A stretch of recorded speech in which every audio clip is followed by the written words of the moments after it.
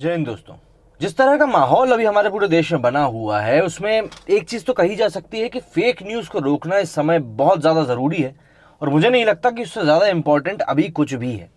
ऐसे में एक बहुत बड़ा धड़ा था हमारा देश का जो कि ये मान के चल रहा था कि वो कुछ भी प्रोपेगेंडा के नाम पर न्यूज़ फैलाता रहेगा और मुझे नहीं लगता कि उनके दिमाग में ये चीज़ कभी आई होगी कि उनको रोकने के लिए कोई बहुत बड़ा कदम भी उठा सकता है। पिछले कुछ समय में जैसे कि हमारे देश में बातें निकल के सामने आई कि प्राइवेसी पॉलिसी को लेकर कई सारी चीज़ें हैं जो कि देश में बदलनी चाहिए, क्योंकि हमारे देश में अभी तक इंटरनेट और सोशल मीडिया रेगुलेटरी के लिए कोई भी बॉडी ऐसी बनी नहीं है।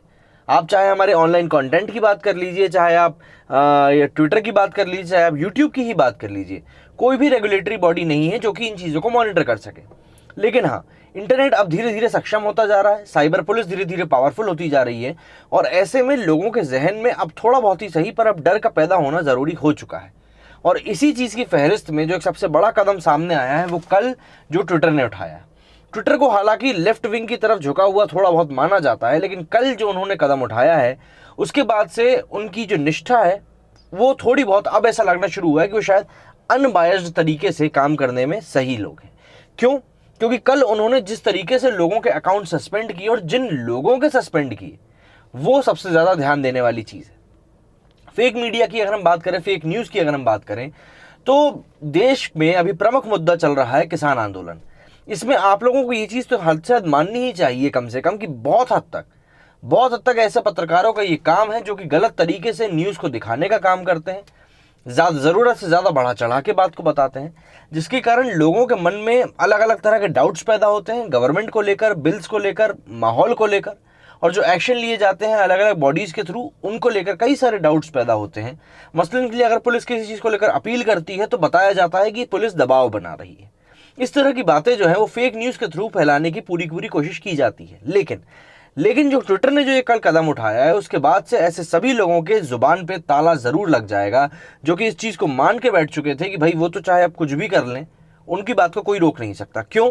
क्योंकि कई सारे ऐसे बड़े पत्रकार हैं जिनको नौकरियों से हाथ धोना पड़ा, कई सारे ऐसे पत्रकार हैं जिनको नौकरियों से हाथ धोना पड़ा और उन्होंने फिर इस चीज़ का फ़ायदा कहाँ आके उठाया? उन्होंने फ़ायदा उठाया यूट्यूब पर आके, ट्विटर पे आके। उनको पता था कि जो लोग उनके अंधे फॉलोअर्स हैं वो उनको हर जगह फॉलो करेंगे और यूट्यूब आज की डेट में सबसे अच्छा प्लेटफॉर्म बन चुका है इंडिपेंडेंटली अपना काम करने का। ऐसे में कई सारे ऐसे पत्रकार थे जो कि यूट्यूब पर आए और उन्होंने यहाँ से आकर अपनी बात लोगों तक पहुँचाना शुरू कर दी, जो कि अच्छी बात है। मैं ये नहीं बोलता कि सबके साथ गलत थे, कि सबके साथ सही हुआ, हो सकता है कुछ के साथ नाइंसाफ़ी हुई हो, लेकिन अगर आप दोषी हो और ऐसे में आके अगर आप यूट्यूब पे आके अपनी गंद फैला रहे हो तो सीधी सी बात है आप भरोसे के काबिल इंसान तो कहीं से कहीं तक नहीं हो। और अगर आप जिस काम के कारण आपको निकाला गया है अपनी पिछली कंपनी से और वही काम आके आप यूट्यूब पे कर रहे हो तो आप सोसाइटी के लिए भी कोई भला काम नहीं कर रहे हो।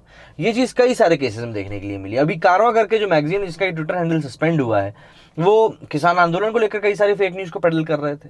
और राजदीप सरदेसाई जी जैसा, उनके ऊपर तो सीधे सीधे राष्ट्रपति भवन से एक चिट्ठी लिख दी गई कि भैया ये शख्स जो है ये बार बार गलती कर रहा है और बिना माफ़ी मांगे। मतलब मेरा ये है कि अगर कोई गलत जानकारी आप दे रहे हैं और आपको समय रहते पता चल गया है कि भाई आपने जो ट्वीट किया है ये गलत जानकारी है, उसमें आपने जिन लोगों को कटघरे में खड़ा किया है उनकी कोई दरअसल गलती ही नहीं थी और पता चलता है भैया बाद में कि हाँ ये कोई गलती थी नहीं, तो आप कम से कम वो ट्वीट डिलीट जब कर रहे हो खुद की इज्जत को बचाने के लिए तो आप इतना भी कर सकते हो कि जिस शख्स के ऊपर आपने आरोप लगाया है आप कम से कम उस आरोप से उस आदमी को बरी तो कर दो जो आपने खुद की अदालत में लगा दिया था कि नहीं भैया वो जो गलती हुई है, गलती से जो ट्वीट हुआ है वो मेरे कारण हुआ और किसी के कारण नहीं हुआ।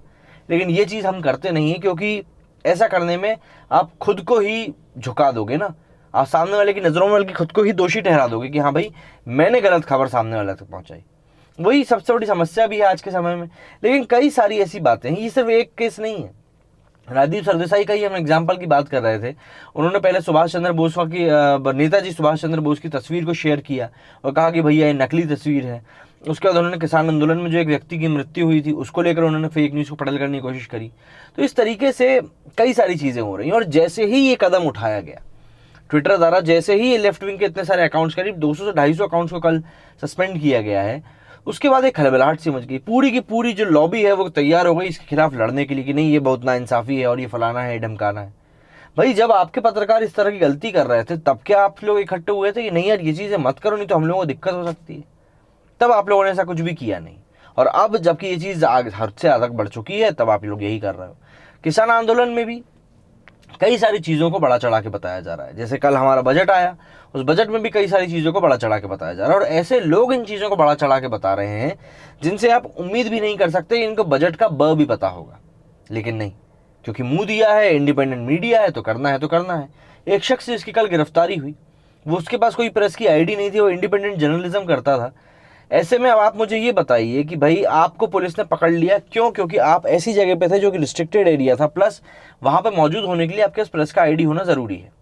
अब आप अगर ये कह रहे हैं कि भैया मैं इंडिपेंडेंट जर्नलिस्ट हूँ और मुझे आप गिरफ्तार नहीं कर सकते क्योंकि मैं ही प्रेस का काम करता हूँ, कल को तो कोई भी एरा गैरा नत्थु गैरा ऐसी किसी भी इंपॉर्टेंट जगह पे जाके घुस जाएगा जहाँ पे प्रेस का कार्ड होना ज़रूरी होता है और आम जनता के लिए वो अगर रिस्ट्रिक्टेड होती है, तो आप कैसे रोक पाओगे? आप अगर आज एक आदमी को परमिशन दे रहे हो तो आप 100 आदमी के लिए रास्ता खोल रहे हो।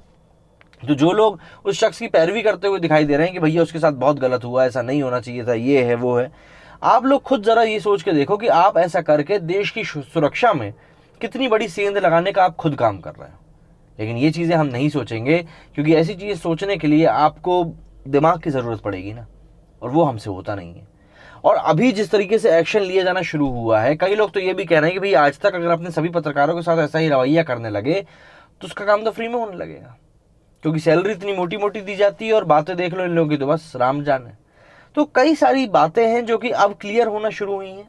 ये सारे अकाउंट सस्पेंड होने का मतलब ही है कि कहीं ना कहीं इन लोगों ने फेक न्यूज़ को पैडल करने का काम किया था, चाहे वो किसी भी केस में हो, किसान आंदोलन में हो, बजट को लेकर हो।